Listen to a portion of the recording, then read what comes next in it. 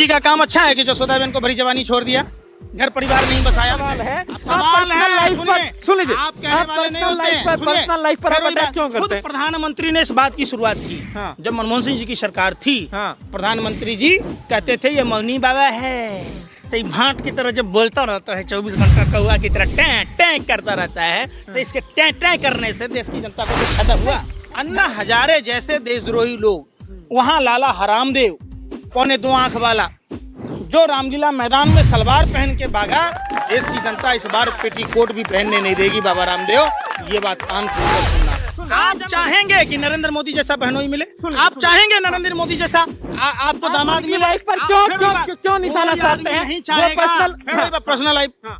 ये देश की बहन बेटियों की इज्जत का सवाल है। उनकी वाइफ सार्वजनिक जीवन में नहीं है, वो राजनीति में नहीं है, उनके ऊपर बिल्कुल आप रोज आचरण सुनिए, लांछन लगाते हैं। ओहो, जिन माँ बहन बेटियों की इज्जत आबरू उत्तर प्रदेश में लूटी गई, तो वो बहन मनीषा क्या राम भक्त नहीं थी? 5 गांव आदर्श बनाने की बात थी, काशी शहर को क्योटो बनाने की बात थी, पूरे सड़क पर स्विमिंग पूल बना दिया मोदी जी ने। गए आप देश के किसी मीडिया के पत्रकारों ने माँ का दूध पिया है? सारे अस्पतालों का जायजा लेके देखिए, अस्पतालों में जांच नहीं हो रही है, अस्पतालों में दवाइयां नहीं है, अस्पतालों में डॉक्टर नहीं बैठ रहे। आपका ले सब कुछ हो रही है, चंगाची समझ के पीने वाले लोग हैं। खुद प्रधानमंत्री जी मुंबई की एक सभा में कहा था, सिर्फ भाषण छाड़ने, भाइयों एवं बहनों मित्रों, भाषण झाड़ने से काम नहीं होता। ये काला धन हम जब हमारी सरकार बनेगी तो भारत का लूटा गया माल विदेशों में, विदेश के कोई देश के कोने में जो छुपा होगा, हम लाकर गरीबों में बांटेंगे। जो लोग सत्ता में बैठे हैं उनको पार्लियामेंट में एक कानून बनाना चाहिए, एक समिति बनानी चाहिए, उनको इस पर कानून लाना चाहिए ताकि लाया जा सके। हम 3 साल, हमें समय दीजिए, हम 3 साल बाद जो काला धन है वो लाकर देश के गरीबों में बांट देंगे। 15-15 लाख की टोपी पहनाई देश के जालिम दरिंदा प्रधानमंत्री नरेंद्र मोदी। सुनिए ना, पहले 17.5 लाख करोड़ है 2014 के टाइम पे। सुनिए ना, हम क्या कह रहे हैं, आप जिस काला धन की बात कहकर जो षड्यंत्रकारी देश की आज गर्त व्यवस्था में ढकेलने वाले, वो अन्ना हजारे कहाँ है? मुंह में पैरालिसिस मार दिया इसको, लकवा मार दिया है, नहीं क्यों बोल रहा? अन्ना हजारे जैसे देशद्रोही लोग, वहाँ लाला हरामदेव 2.25 आंख वाला जो रामलीला मैदान में सलवार पहन के भागा, देश की जनता इस बार पेटीकोट भी पहनने नहीं देगी। बाबा रामदेव, ये बात कान खोलकर सुनना। कहाँ है जनरल वीके सिंह, कहाँ है किरण बेदी, कहाँ है कुमार विश्वास? जो लोग दिल्ली के रामलीला मैदान में बैठकर जन लोकपाल की बात कह रहे थे, प्रधानमंत्री मोदी खुद कहा था कि 3 साल का समय चाहिए। देश की जनता ने 7 साल का समय दिया। आज 56 इंची का सीना कहाँ है? सरकार कह रही है कि भारत और स्विट्जरलैंड के बीच में जो कंपनी का जो आदान प्रदान है वो बड़ा है, बिजनेस बड़ा है, काम चल रहा है और पैसा इसलिए हो रहा है, और आप लोगों के पेट में दर्द हो रहा है। अरे आप भी दलाली भरवागिरी मत कीजिए, पैरों में पैजाब पहनिए, ठुमका लगाइए ना। एक आतंकवादी से ज्यादा गिरे हुए आप जैसे पत्रकार हैं। सरकार कह रही है जब देश में व्यापार बढ़ा होता तो देश में भुखमरी की समस्या होती।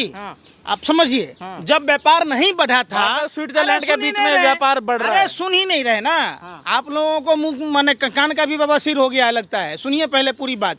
जब देश में व्यापार नहीं बढ़ा हुआ था तो हम विश्व की तीसरी शक्ति थे, और जब देश में व्यापार बढ़ गया तो हम नेपाल और भूटान से भी पीछे हो गए।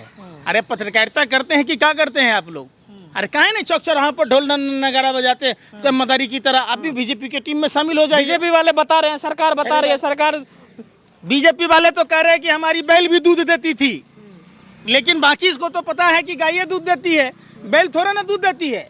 जितनी बातें मोदी ने बोला, पूरी दुनिया मुंह से बोलती है। मोदी जी अब भाजपा के लोग पछवाड़े से बोलते हैं, जहाँ झुग्गी वहीं मकान। 2022 में लोगों गरीबों को पक्का मकान देंगे। जाके देखिए खोरी गांव में जो आदमी पेट काट के जमा किया उसका मकान छीना गया। दिल्ली के झुग्गी झोपड़ियों वाले को देखिए, 5 गांव आदर्श बनाने की बात थी, काशी शहर को क्योटो बनाने की बात थी, पूरे सड़क पर स्विमिंग पूल बना दिया मोदी जी ने। गए आप क्योटो में? अरे देखिए ना, उसी टीवी में ना दिख रहा है। बनारस को हम जाते नहीं है, सब गया। जो हिंदुओं को डायरेक्ट गंगा लाभ, अंतिम संस्कार भी नसीब नहीं हुआ भाजपा के सरकार में, और आप लोग फिर दलाली कर रहे हैं कि सब कुछ अच्छा हो रहा, चंगासी चंगासी, लोग भूखे मर रहा, लोगों के रोजगार जा रहे, जहां प्रधानमंत्री 2 करोड़ युवाओं को रोजगार देने की बात थी, जहां किसानों की आय 2022 तक दुगुनी करनी थी, डीएपी खाद पर दाम बढ़ा दिया, पेट्रोल डीजल पर दाम बढ़ा दिए, गैस पर दाम बढ़ा दिए, तमाम खाद्यान्नों पर दाम बढ़ गए, तो लोगों की आमदनी आप देखें नहीं कि मोदी जी के शासन में पिस गया पूरा देश, अब विकास चला गया बांग्लादेश, मोदी जी के शासन में लग गई आग राशन में, तो देख नहीं रहे देश में। तो आप ये बताइए, क्योंकि 2019 के लास्ट में जहां भारतीयों का जो पैसा स्विस बैंक में था वो 6,625 करोड़ के आसपास था, लेकिन एक साल के अंदर जब महामारी चल रही है, लोगों के पास पैसा नहीं है, लोग अपनी जमा पूंजी निकाल रहे हैं, तो वो कौन लोग हैं जो वहां जमा कर रहे हैं? पीपीए किट घोटाला है, कोरोना के नाम पर घोटाला है, कहाँ कहाँ देखिएगा। अब तो राम मंदिर में भी ऐसा मशीन लगा हुआ है कि 2 करोड़ डालिए 18.5 करोड़ निकलेगा। एक बात बताइए, जो वहाँ का मेयर है, अरे फिर वही बात, अरे बेवकूफ वाली बात मत कीजिए, पत्रकार हैं, भरवागिरी मत कीजिए आप, कुत्ते की तरह आवारा कुत्ते की तरह भौंकिए मत। सुनिए पहले बात, जो मेयर है वहाँ का, उसका रिश्तेदार जिसने जमीन खरीदी, 2 करोड़ रुपए आए कहाँ से? इनकम टैक्स उसके यहाँ छापा क्यों नहीं मार रहा है? 2 करोड़ छोटी मोटी रकम होती है, समझाने चल दिए आप लोग लाम, आप लोग लाम, अरे हर लोग लाम, तो जय श्री राम बोल के पूरा देश को दीजिए ना खाना पीना, राशन पानी है। यहाँ हम जिंदा रहेंगे तभी ना मंदिर में, मस्जिद में, गुरुद्वारे में मंदिर का निर्माण शुरू है, उसी दिन से आप लोग जो है कुछ ना कुछ नानों का आप लोग भाजपा की तरह मानसिक दिवालियेपन के शिकार हैं। आप लोग जैसे पॉकेटमार कहता है, भाइयों बहनों सावधान, चोरी हो सकता है, और वो आसानी से समझ जाता है कि कहाँ गहने जेवर हैं, कहाँ पैसा है। जब ही आप सर्च करते हैं तभी ऐसा करता है। रामायण में सबने देखा है, सीता माँ की जो स्थिति रामायण में थी, वही स्थिति आज भारतीय जनता की होगी। जब वनवास के दौरान माँ सीता प्रभु श्री राम के साथ, प्रभु श्री लक्ष्मण के साथ जब माँ सीता गई, तो मारीची आया हिरण बनकर, एक षड्यंत्र के तहत। आप समझिए, उसी षड्यंत्र के तहत जैसे मारीची सोने का हिरण बन के आया, उसी तरीके से नरेंद्र मोदी, अन्ना हजारे, लाला हरामदेव, किरण बेदी, जनरल बीके सिंह जैसे सरीखे लोग रामलीला मैदान में आंदोलन किया। अरे सुनिए ना, राम भक्तों की, हम राम भक्त नहीं हैं। जो खोड़ी गांव में लोग रह रहे वो राम भक्त नहीं हैं। जिन लोगों की, जिन बेरोजगार भाइयों की नौकरी गई है वो राम भक्त नहीं हैं। आप बताइए ना, जिन माँ बहन बेटियों की इज्जत आबरू उत्तर प्रदेश में लूटी गई, तो वो बहन मनीषा क्या राम भक्त नहीं थी? जिन बहन के पीड़िता ने सिर्फ विरोध किया, उसके पिता ने उसको गोली मार दी, क्या वो राम भक्त नहीं था? जिन हमारे भाइयों को, देश के आम जनता को गंगा जी में फेंक दिया गया, तो वो राम भक्त नहीं है।